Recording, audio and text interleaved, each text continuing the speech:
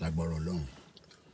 Gbogbo ẹni tó bá dẹ̀ ń takò pé ká má rí àṣeyọrí ṣe, ìyẹn kò wọ́n oko Ọlọ́run, torí pé n tá ń béèrè fún mo rò pé ó ti pọ̀ jù ní bá ṣe ń béèrè fún. So ẹni tó bá wá ní n tá ń béèrè pé ó pọ̀, àfàwọn lé kòtò Ọlọ́run lọ́wọ́, torí pé ìran tí Ọlọ́run dá wa náà, ìran tó yẹ kó lógo, kógo ẹ̀ dẹ̀ tàn káàkiri gbogbo ibi tó yẹ kó tàn sí. Bọ̀ nítorí ìdí kan fún ìdí kejì, wọ́n jẹ́ kí ògo wa kó tàn. Bọ́ọ̀dẹ̀ ṣe jẹ́ kógo yẹn kó tàn, ó ń dá wàhálà àti fìtínà sílẹ̀ fún ọ̀pọ̀lọpọ̀ ọmọ Yorùbá, both at home and in the diaspora. So, but it seems that pé ọ̀pọ̀lọpọ̀ ọmọ Yorùbá tí wọ́n ní understanding pé n tá ń pè, tá ń béèrè fún, tí ó dàbí pé kò yé gbogbo wa. Ó yé àwọn kan, but àwọn kan ní kò yé àwọn. Ó ń bọ̀, ẹ jẹ́ n sáré yé àwọn. But at the end of the day, kò sí bá ṣe lè pè fún irú nǹkan báyìí tí ó máa yé gbogbo èèyàn. Àwọn kan máa yé wọn jura wọn lọ. So àwa tó dẹ̀ yé, ká túbọ̀ tẹ̀síwájú, kí a túbọ̀ ṣe kíni, ká túbọ̀ tẹ̀síwájú. Torí pé àwọn tó fẹ́ daṣẹ́ rú wọ́pọ̀ ju àwọn tó fẹ́ daṣẹ́ rú lọ. Àwọn tó fẹ́ daṣẹ́ rú ló pọ̀ jù. Àwọn tó fẹ́ daṣẹ́ rú pé kí kíní tá gbé dání kó má ṣe é ṣe, àwọn lọ́pọ̀ jù. There are so many of them. Àwọn kan wà ìsàlẹ̀ lọ tí ń pinnu ẹ̀ pé gbogbo bá ṣe ń pariwo pé a máa lọ ni, a fẹ́ lọ ni, àwọn máa ṣe pé irọ́ ẹ má yẹ kó lọ o. Àbọ̀rọ̀ mọ̀ yẹn ń sìn. Àwọn a máa ṣe bẹ́ẹ̀. Wọ́n ní ẹ má jẹ́ kó lọ. Tẹ́ bá ti jẹ́ kó lọ, ṣe mọ̀ pé gbogbo wọn kò sẹ́ni tá máa ránṣẹ́ mọ́. Torí bó ṣe ń rán yín iṣẹ́ yẹn, ó pé wọn. Àwọn like ẹ̀ bẹ́ẹ̀. Wọ́n like ẹ̀. Bó ṣe ń rán yín iṣẹ́ ẹrú tó ń rán yín. Iṣẹ́ tó ń rán yín tó mọ̀ pé kò jẹ́ kí ó rí bẹ́ẹ̀. So those kind of people will disagree with Yoruba nation. There's no doubt about it. So people like that, àwọn ò ní fẹ́ Yoruba nation. Because Yoruba nation to them is like another obstacle láti stop gbogbo shenanigans àti iṣẹ́ ibi tó ń ṣe. Especially àwọn ọmọ Yorùbá tó yẹ pé tí wọ́n ní pé they want to make sure that everybody a máa wà lábẹ́ wọn. Àwọn ló máa control wa. So nígbà tá bá dẹ̀ sọ pé a fẹ́ kó control wa yẹn, ẹ mọ̀ kó máa díjà lẹ̀ láàrin gbogbo wa. So that is the reason why táwọn ṣe fẹ́ Yoruba nation. So if you think that everybody will want Yoruba nation, no. Kò ṣe gbogbo yẹn ló fẹ́ Yoruba nation. Àwọn tó fẹ́ Yoruba nation yẹn nísìn, àwọn máa tako Yoruba nation ní gbogbo ọ̀nà. Lọ́wọ́ máa fi tako Yoruba nation. Wọ́n máa tako lójoojúmọ́. Tá bá gbé síbí, wá gbé sọ́hùn. Tá bá gbé síbí, àwọn tó rẹ̀ ń tako yẹn, àwọn ló ń pè ní olóṣèlú. So olóṣèlú mọ̀ pé ìjọ́ tẹ́ bá ti gba Yoruba nation, ó máa difficult fún wọn láti control wa. Ẹ jẹ́ n tuntun gọ́ọ̀mù yìí nù. Èyí tí mo jẹ nínú ẹ̀ náà ti tó. Adùn tí mo jẹ lára ẹ̀ ti tó. Ṣé jẹ́ kí n withdraw kúrò lẹ́nu mi. Ká lè ráyè sọ̀rọ̀ fún few minutes. ń bọ̀. So àwọn tó wá fẹ́ Yorùbá nation yẹn, what they will do is that they will create all kind of lies. They will create all kind of lies. Àbọ̀rọ̀ mọ̀ yé yín nísìn.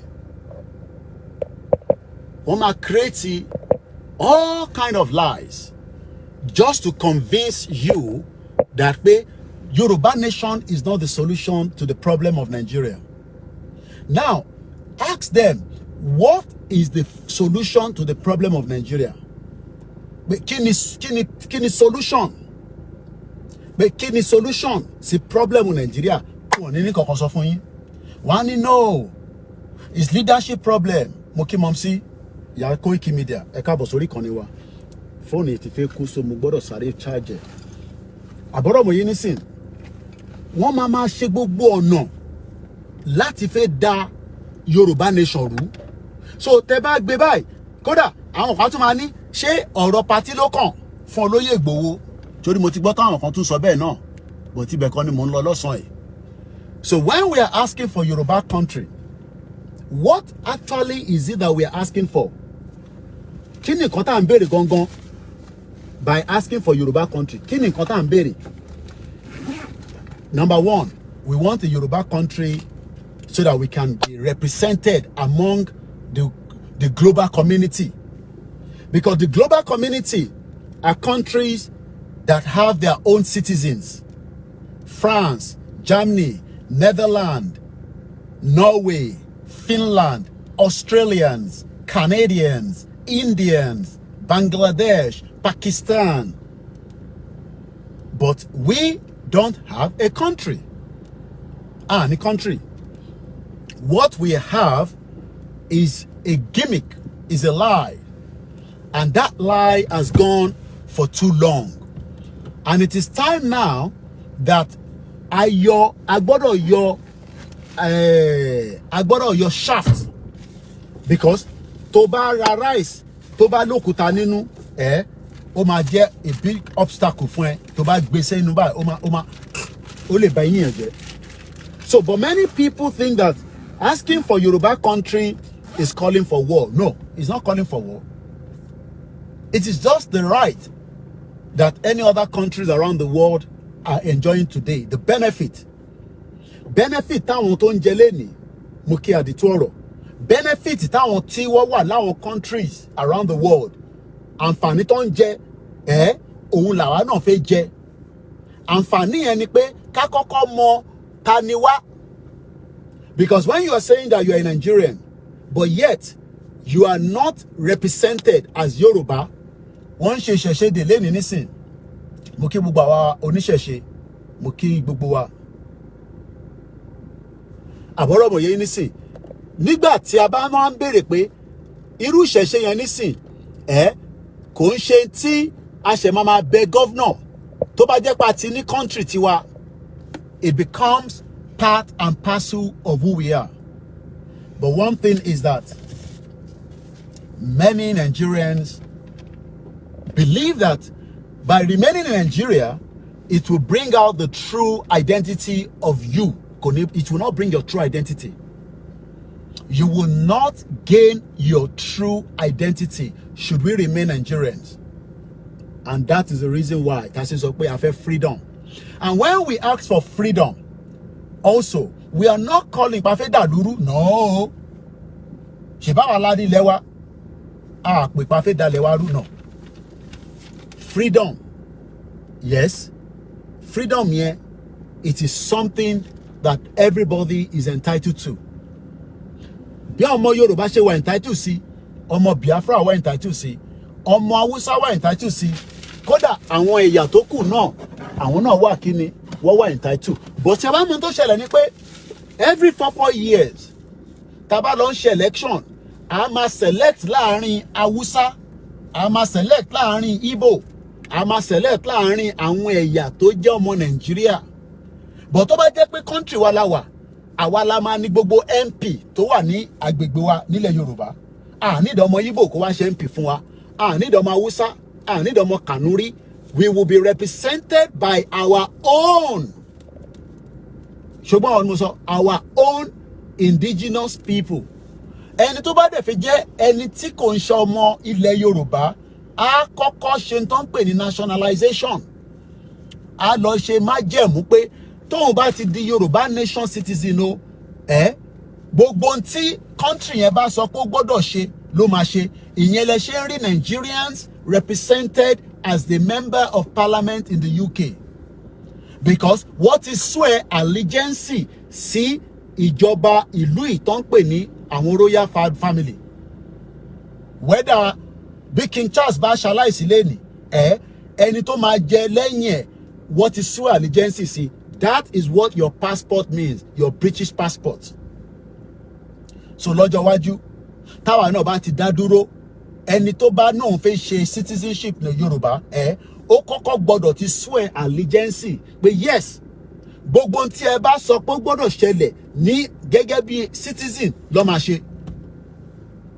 So when people are now saying that, oh, we're entitled, sí nǹkan tá à ń pè fún ìrọ́lọ́pàá. We are entitled to a freedom known as a country away from the one that we are presently in. But kò ń ṣe gbogbo èèyàn ló máa accept it. So ẹ má rò pé gbogbo ọmọ Yorùbá ló máa accept pé ká lọ. Because àwọn ọmọ Yorùbá yẹn wọ́n ti parọ́ fún wọn for a very long time. So some of them don't even know the difference between what we are asking for. So an average ọmọ Yorùbá nísìn tó bá sọ pé a máa gba country, a ní kí la mean by that? A náà ti wà nínú country kan already. Because that is a lie that was cooked some few years back by àwọn tó colonize wa. The lie is pé a ti wà nínú country tó ń pè Nigeria, but Nigeria itself was a project. Wòlíì mọ̀ tẹ́ bá gbọ́ prophet Tibetan wàá máa sọ ní gbogbo gbà pé Nigeria ti expire ní 2014. Ẹ gbọ́ tí bàbá Ezekiel tó sọ pé àsíá mẹ́ta máa jáde nínú Nigeria. Ẹ gbọ́ tí bàbá prophet Adébáyọ̀ tó ń sọ pé Yorùbá ó gbọ́dọ̀ dá dúró gẹ́gẹ́ bí orílẹ̀-èdè. Now tó bá jẹ́ pé tòótọ́ ni Nigeria as a country, kí ló dé tí gbogbo àwọn ọ̀rọ̀ yẹn tó ń yọ jáde? Kí ló dé tí gbogbo àwọn ọ̀rọ̀ yẹn tó ń yọ jáde tó yẹ pé wọ́n ṣe stick pé Nigeria gangan ni country? Because everybody mọ̀ pé Nigeria ò kì í ṣe country. The international community knows, United Nations mọ̀ bí tí ilẹ̀ Yorùbá ń bẹ kó tó di pé wọ́n amalgamate Nigeria. So can British unbundle the amalgamation? Yes, wọ́n lè ṣe. If Britain tó bá fẹ́ unbundle Nigeria, oh yes, òun ló easy jù fún wọn láti ṣe. Because àwọn ni wọ́n pinlẹ̀ amalgamation yẹn pẹ̀lú àwọn ọba kan níjọ́ náà lọ́hùn ní 1914.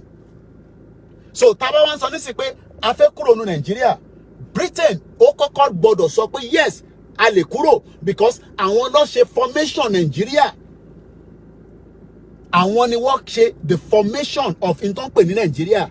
But ṣé wọ́n máa wà honest láti the amalgamate Nigeria? That is where the question is. Àwọn kan ní ká gbé wọn lọ sí court. Oh yes, because if you live in a society where you can do things, properly through the legal means.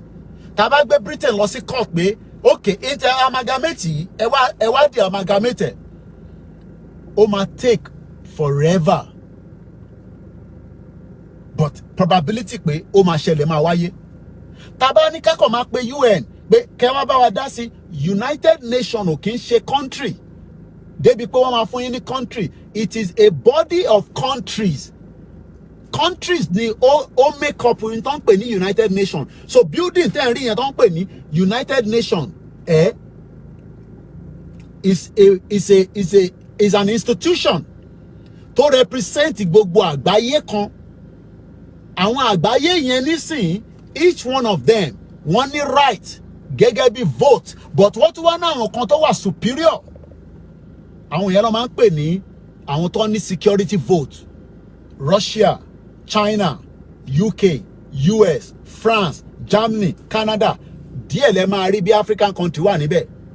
Tó bá jẹ́ pé Nigeria jẹ́ country tó ní kìmí, ó jẹ́ kí Nigeria wà lórí United Nations Security Council. Ó dà pé Ghana wà níbẹ̀. But Nigeria ò sí níbẹ̀ because wọ́n mọ̀ pé ẹ̀yà oríṣiríṣi ló wà nínú Nigeria. Because tá bá ní ká wà nínú Security Council, àwọn ẹ̀yà málà lè sọ pé àwọn ò fẹ́. So it has always been a non-country. Lóòótọ́ Nigeria wà nínú UN because nígbà tí wọ́n fún wa ní independent, Nigeria apply fún United Nations membership. UN mi pé kíyàn apply fún member. Wọ́n lè refuse ẹ, wọ́n lè accept ẹ, but in tó máa fi accept ẹ ni pé ṣé o ní country? Àbí tó bá wá jẹ́ pé o ṣẹ̀ fẹ́ pètò fún country báwa ṣe ń pètò fún nísìn. Number one ni pé, do we have the people tó ń sọ èdè kan náà nínú bí 39 ti fẹ́ jáde? Taba wo le Yoruba lẹ́ni nísìn, a rí pé ilẹ̀ Yorùbá tá ń pè tó pa fẹ́ kúrò nínú Nàìjíríà yẹn, ilẹ̀ yẹn wà fún rẹ̀. Ara tí UN need nìyẹn. Ẹ gbọ́dọ̀ ní territory. Tẹ́ ẹ bá ní territory, ẹ lè sọ pé fẹ́ gba country because oríbo lẹ ti fẹ́ máa govern. Àwa nísìn á ní territory, but Nàìjíríà ni wọ́n gbélé lórí, àwa gangan la ní territory yẹn, ìyẹn ni bàbá Awólọ́wọ̀ ṣe sọ pé Nigeria is a mere geographical location. Okay, ẹ sọ ilẹ̀ Nàìjíríà fún mi. Níbo ni ilẹ̀ Nàìjíríà wà? Níbo ni ilẹ̀ ni wọ́n sọ, ilẹ̀ tẹ́ ń kọ́lé sí, orí ilẹ̀ ni mo dúró báyìí nísìn.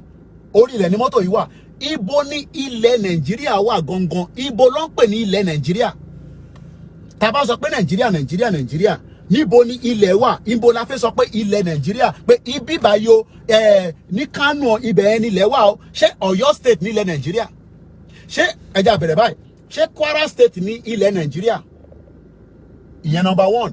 Ṣé Kogi state ní ilẹ̀ Nàìjíríà? Ẹ máa bá mi fi sínú comment section. Ẹ máa comment, tẹ́ ẹ bá comment, a lè mọ̀ pa ń ṣètò. Ṣé Ondo state ní ilẹ̀ Nàìjíríà? Ṣé Osun state ní ilẹ̀ Nàìjíríà? Ṣé Ọ̀yọ́ state ní ilẹ̀ Nàìjíríà? Ṣé Ogun state ní ilẹ̀ Nàìjíríà? Ṣé Ekiti state ní ilẹ̀ Nàìjíríà? Ṣé Lagos state ní ilẹ̀ Nàìjíríà? 8 states yẹn àwa ni a nílẹ̀ yẹn, but Britain wá gbé orúkọ mi lé lórí. Ṣé ọ̀rọ̀ yẹn yé yín nísìn? Ilẹ̀ gangan because nígbà tí Britain máa dé, wọ́n bá ilẹ̀ yẹn pé Nàìjíríà ni, wọ́n bá as ilẹ̀ Yorùbá, Ọ̀yọ́ empire. Wọ́n bá ní Nàìjíríà. Ọ̀rọ̀ pé wọ́n bá ní Nàìjíríà yẹn, wọ́n bá Ọlọ́run ò dẹ̀ create Nàìjíríà yẹn before 1914.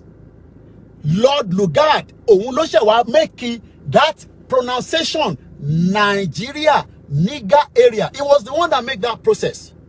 Pẹ̀lú àwọn tọ́jọ́ ṣètò ẹ̀. So, níbo ni Nigeria, níbo ni, where is the land that Nigeria owns? Níbo ni ilẹ̀ yẹn wà? Ẹ ṣé gan bàbá wa Akeem Olúdáre. Níbo ni ilẹ̀, the land that Nigeria owns, where is the land? Okay, mo fẹ́ ra ilẹ̀ nínú Nigeria. Ẹ bá mi wá ilẹ̀, mo fẹ́ ra ilẹ̀, but mo fẹ́ ra sí orí ilẹ̀ Yorùbá, mo fẹ́ ra sí orí ilẹ̀ Nigeria. Where ni ibo ni ma ti rà? Can I purchase a land in Nigeria? You cannot purchase a land in Nigeria. You have to purchase a land in either the east or the north, the middle belt or the southwest. So you cannot say you want to buy a land in Nigeria. What land are you buying? You are not buying any land in Nigeria. You are buying land from Yoruba land. And that is why I want to say, I want to Yoruba. Yoruba. Because Yoruba land belongs to us. It doesn't belong to anybody. Yoruba. They can claim because this is where the UN comes in. This is where the United Nations wants to know what are the criterias. Kini criteria perfect by country, because UN is not going to give you the country. So UN any country. They are not going to give you any country. The United Nations is not to give a country, but they have the criterias. To apply for UK visa, only criterias. To apply for Saudi visa, only criterias. Do we have the criterias for a country? What are the criterias? First, you must have the people that speaks the same language. Okay, Nigeria onile, but she anibi konile Yoruba. Ti wọ́n sọ èdè kan náà. Kódà tí Ekiti bá ń sọ Ekiti, ti dialect wọn yàtọ̀ sí ti Ìjẹ̀bú, but we are still Yorubas. Tí Ondo bá ń sọ èdè wọn, tí ọmọ Lagos ò bá gbọ́, but ọmọ Yorùbá ṣì ni wọ́n.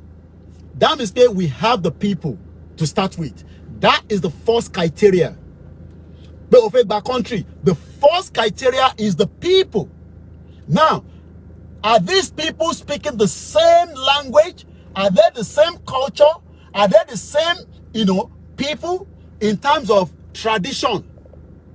And celebrate Ìṣẹ̀ṣe de lẹ́ni nísìn, regardless of our Christianity and the Islam in Yoruba land.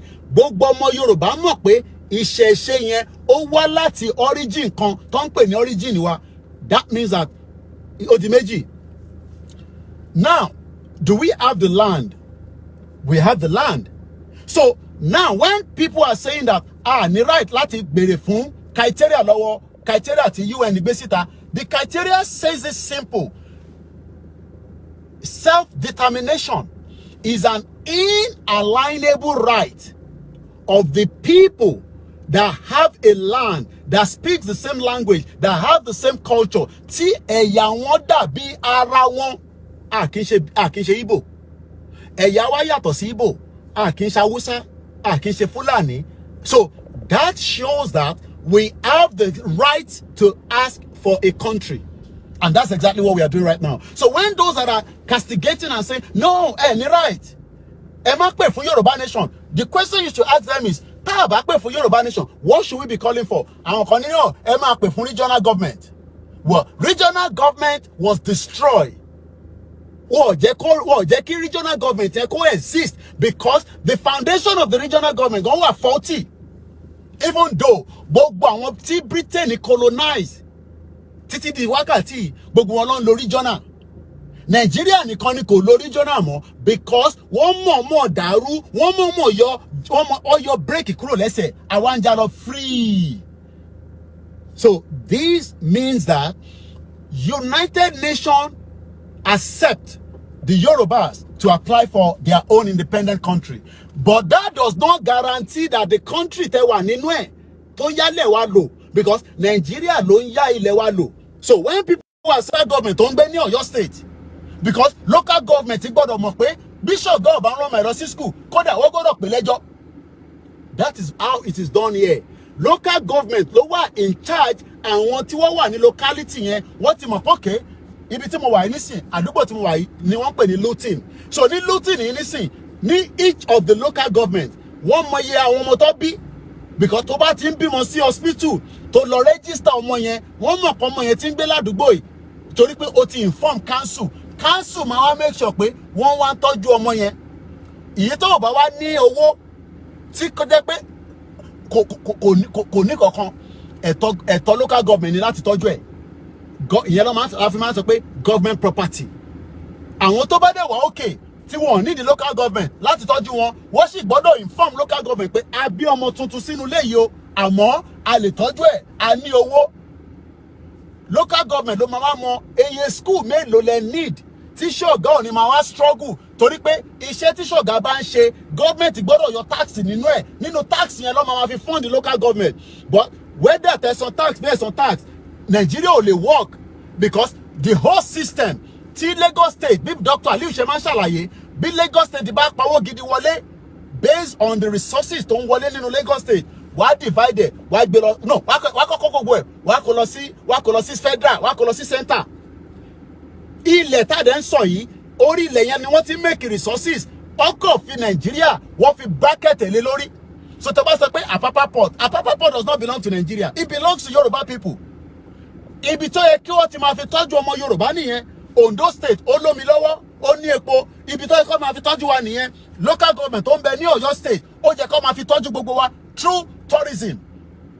This is how you now generate your resources to become income.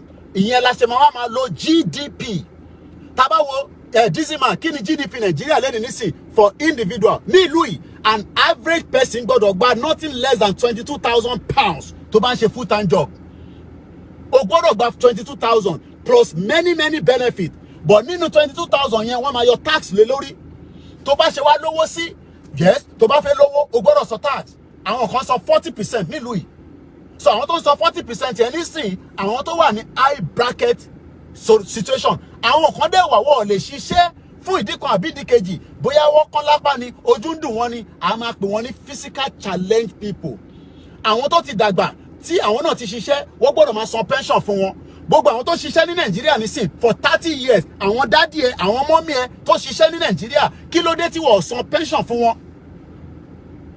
Now, gbogbo complain yẹn kékeré nìyẹn, but complain tó wá jẹ́ the major reason tá ṣe fẹ́ kúrò ni pé wọ́n ti jí identity wa.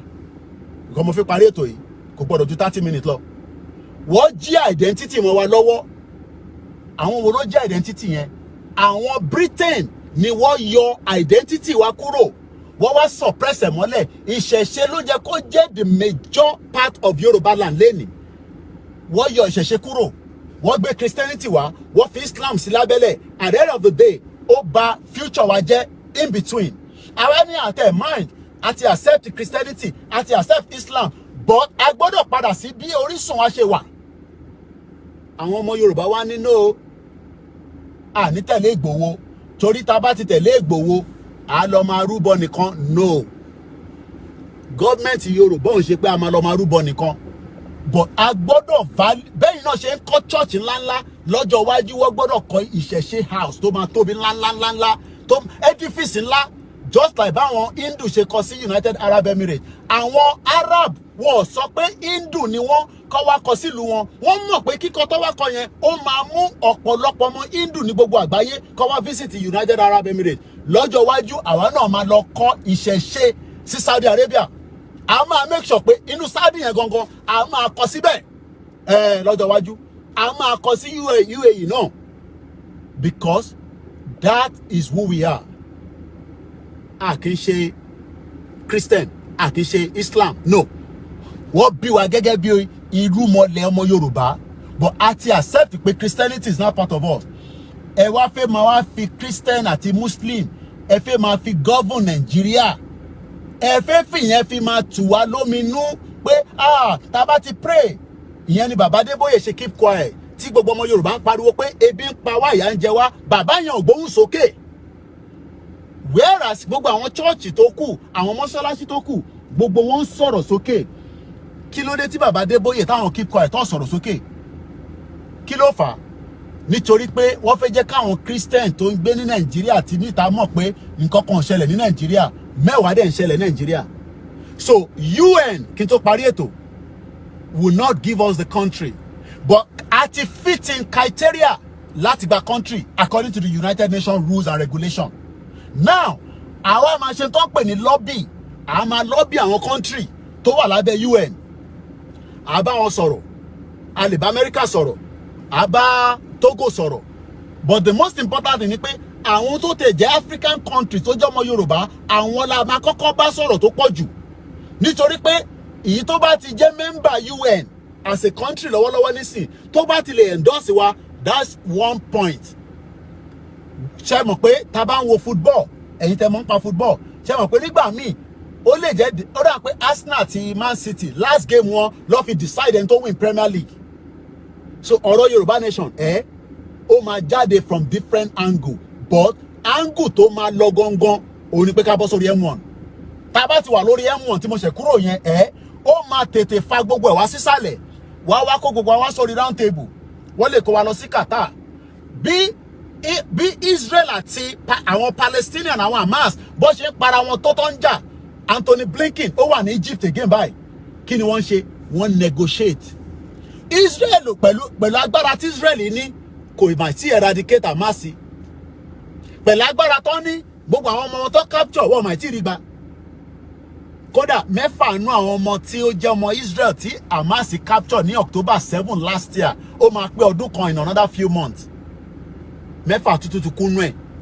Israel dẹ̀ fẹ́ gba àwọn ọmọ wọn padà, but Hamas sọ pé tẹ́ bá máa gba àwọn ọmọ wọn padà, a máa negotiate ni. Israel dẹ̀ ní agbára ju Hamas lọ, because wọ́n ní gbogbo èròjà. So ìwọ tó ń rò pé Nàìjíríà ní èròjà tó lè fi bá Biafra jà, tó lè fi bá Yorùbá jà, tó lè fi bá Ìjọ jà, try gan. Ṣe kí ni? Try gan. Àìtí bọ́ sórí M1 ni, tá bá ti wà lórí M1, Nàìjíríà ò ní agbára tó tó bẹ́ẹ̀. But ní tẹ́ fẹ́ ṣe ni pé ẹ fẹ́ divide àwa àti Igbo. Àwa àti Igbo tó fẹ́ lọ, kò ń ṣe Igbo Peter Obi olè o. Torí Peter Obi kò ní jẹ president Nàìjíríà tí Nàìjíríà máa fi pín. Ó ń tọrẹ ni. But Igbo tó náà fẹ́ lọ, tí gbogbo wa dẹ̀ mọ̀ pé àwọn fẹ́ lọ, kí ló dé tí gbogbo ọjọ́ ṣe sọwọ́ papọ̀ kájọ kúrò ní Nàìjíríà? Ṣèbẹ́ náà fẹ́ràn Igbo. Ẹni wọ́n ti gba Ìbàdàn mọ́ yín lọ́wọ́, ẹni wọ́n ti gba Ondo mọ́ yín lọ́wọ́, ẹni wọ́n ti gba Lagos mọ́ yín lọ́wọ́. Ṣe jẹ́ káwa tí Igbo kan máa kúrò ní Nàìjíríà. Káwa náà ká tira wa ká kúrò ní Nàìjíríà. Ẹ wá fẹ́ máa ṣe divide and rule. Olè ní. Olè lẹ́yìn politicians àtẹ̀yìn ọmọ Yorùbá tẹ̀ ń sọ pé ká má bá Igbo ṣe o. Because ẹ mọ̀ pé Igbo fẹ́ lọ, àwọn tó fẹ́ lọ wà nù wọn. Kò dẹ̀ ṣe gbogbo Yorùbá náà ló fẹ́ lọ. So ẹ lè blame Igbo tó lọ, kẹ́ wá máa ní pé Yorùbá tó fẹ́ lọ náà, ní blame wọn. It is vice versa. Yorùbá tó fẹ́ lọ àti Igbo tó fẹ́ lọ wọ́n wà. Wọ́n fẹ́ ṣe wà wọ́n Nàìjíríà. But èyí tó fẹ́ lọ tá rí pé wọ́n fẹ́ lọ kí ló dé tá àjọ sowọ́ papọ̀ kájọ push Nàìjíríà kó divide ẹ wá fẹ́ wá divide àwa tájọ ń ṣe ẹ wá máa sọ fún wa ẹ má bá Ìgbò ṣe o ẹ má bá àwọn Ìgbò ṣe irọ́ lẹ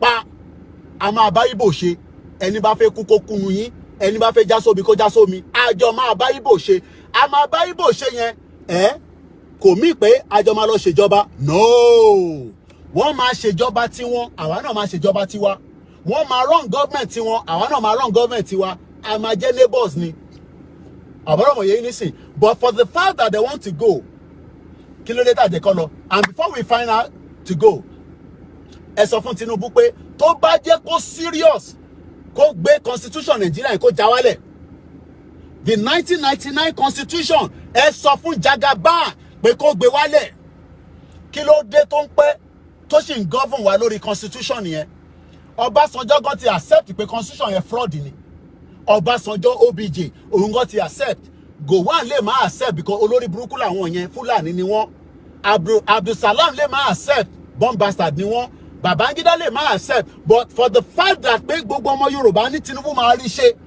kò lè rí ṣe because if we continue to use the fraudulent 1999 constitution we are going nowhere. Koikimedia bringing the work closer to your doorstep. Igbowo Òòṣà Irúmọlẹ̀ mo kí ẹ Bàbá Kítóyè mo kí yín Ọ̀túnba Démọ́lá YSDM ẹni tó ti ìdáwó ẹwà ọ̀ràn mi yàn ẹ̀ tó dẹ̀ ń gbọ́ tá a dẹ̀ ń sọ mo mọ reason tẹ́ ṣe fẹ́ da ó wà important now mo ti communicate pẹ̀lú àwọn tí wọ́n bá wa ṣe flag èyí tá a ṣe last wọ́n ti ẹ mọ̀ pé inflation ti wà wọ́n ti fún mi ní new figure a máa lórí ètò tiwa ni o this is for ẹ̀yin tẹ́ jẹ́ Koikimedia base ẹ̀yin tẹ́ jẹ́ fans a máa padà sí ṣe flags wa a fẹ́ padà sórí ẹ̀ so tá bá máa ṣe flags yẹn ẹ wá sọ mélòó lẹ́yìn fẹ́ ṣe fún àwọn tó wà nídìílé yín àwọn tó wà ní constituency yín àwọn tó wà ní agboolé yín àwọn tó wà ní state yín minimum of 500 pieces lẹ máa ṣe tẹ́ bá ti wá ṣe flag yẹn tó bá ti ready èmi á wá deliver dé ibi tẹ́ fẹ́ kó dé ní state yín in tó bá wá fún wọn tó bá fẹ́ fi ṣe ẹ̀yin á wá máa ṣètò yẹn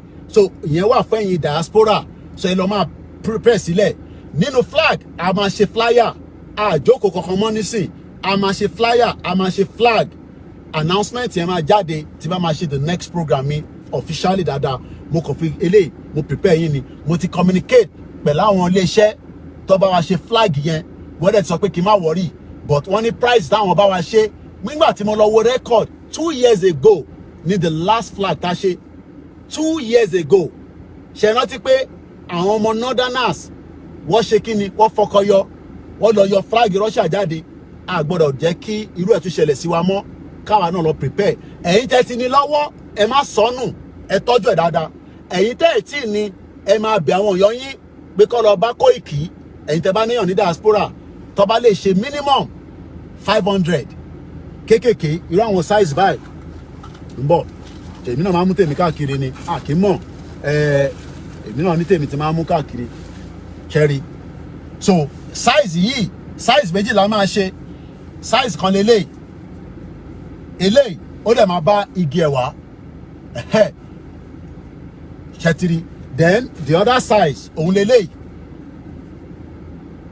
méjì ni eléyìí yọ lára báàgì mi ni ìkan sì wà lára ẹ̀ bí ṣe máa ń gbé káàkiri pẹ̀lú báàgì mi nìyẹn so ẹ̀yin diaspora máa fún yín ní cost price ẹ̀ láti máa fi gbé délé because a máa charge owó cargo tó máa fi délé náà a gbọ́dọ̀ charge owó cargo so máa fún yín ní cost price yẹn tá máa fi gbé délé but ẹ máa ṣe minimum of 500 kò ń ṣe tó wọ́n ó wà very reasonable wọ́n ọ̀dẹ̀ níta fáwọn tó wà nílé bá ṣe tẹ́lẹ̀ náà níta fún wọn èyí tó bá ti mẹ́yìn ṣe tèmi ni pé ká deliver sílé tẹ́ bá dà ní Koiki ìwọ ni kó lọ pín ibi tó bá fẹ́ kó tó lọ so flyer máa jáde mò ń design flyer yẹn lọ́wọ́ Yorùbá la máa fi kọ́ àkọ́ English mọ́ this time ó dà pé ta kọ́ ní English tẹ́lẹ̀ yẹn ta kọ́ ó dà pé kò yá wọn èèyàn Yorùbá la máa fi kọ́ so flyer máa jáde but flag wọ́n ti fún mi àwọn company yẹn ti send message sí mi lọ́sàn-án yìí so wọ́n ti fún mi ní the new price torí pé price yẹn ti yàtọ̀ ní 2 years ago inflation náà ti wà káàkiri gbogbo àgbáyé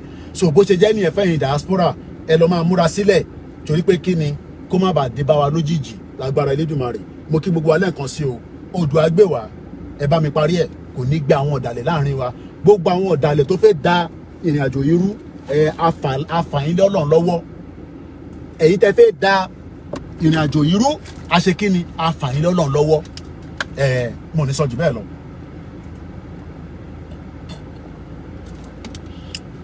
À ń pariwo Yorùbá nation.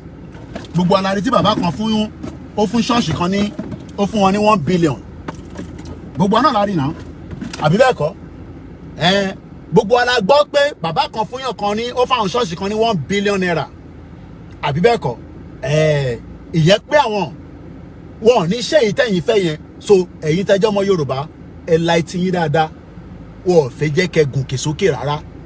Wọ́n fẹ́ máa tẹ̀yìn mọ́lẹ̀. Wọ́n fẹ́ máa rì yín mọ́lẹ̀. Wọ́n fẹ́ jẹ́ kí ògo wa kó jáde. Torí wọ́n mọ̀ pé tó ògo wa bá ti jáde need the church kẹ́tó rí ayé gbé. Ẹ need the environment tó ń ṣiṣẹ́. Ẹ need the local government tó ń ṣiṣẹ́. Ẹ need the ilé tó ń ṣiṣẹ́. That's all you need. Yoruba nation, no going back. My name is OLAYOMI KOIKI. You've been watching the live transmission on the short one. Igbowo Sha. Hashtag àwọn ọmọ Igbowo. Bá ṣe ń wọ káàkiri nìyẹn. Mo kí mo wà lẹ́ǹkan sí o. Ìyá wa kan pè mí láti state kan ní America. Ẹni tó bá wà ní Maryland tí ó lè bá mi gba nǹkan ní Maryland. Ìyá yẹn ní àwọn aṣọ Yorùbá nation kan tó pọ̀ lọ́wọ́ tó fi gbé fún wa ká lò ní October. Mo bẹ̀ wá. Tabarẹ́ni tó lè support is more than 100 pieces.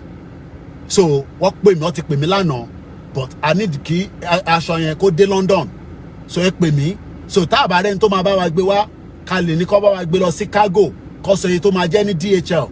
But àwa la máa láti sanwó ẹ̀. Ẹni tó fẹ́ fún wa láṣọ àtúlẹ̀ brand new ní o different sizes. Wọ́n ti pè mí láti America, láti Maryland. Pé Koiki aṣọ wà nílẹ̀ different sizes. You know, big, small, medium. But a fẹ́ kẹ́ lò ní October ní London. So mo bẹ̀ wá, ẹ ràn wá lọ́wọ́. Iṣẹ́ pọ̀ tá fẹ́ ṣe, ẹ ràn platform yìí lọ́wọ́ ká lè kick back. Torí pé àwọn tó pè mí ti sẹ́ pé àwọn ti ready. Àwọn fẹ́ bọ́ sójú títì padà.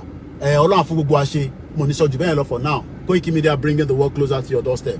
Have a very good afternoon and enjoy the rest of the weather. Ẹ̀yin tẹ́ wà ní UK.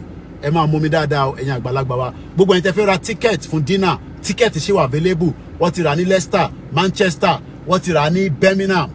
Ìyá wa kan ti sanwó tí wọ́n ní Newcastle lánàá. Friday 11th la máa ṣe dinner. Àwa ṣe rally níjọ́ Saturday. Àwa lọ sí Manchester níjọ́ Sunday lágbára Ọlọ́run. Kọ́lọ́n kó ṣọ́ wa dìgbà yẹn lọ. Mo kí gbogbo alẹ́ nǹkan sí o. Bye for now.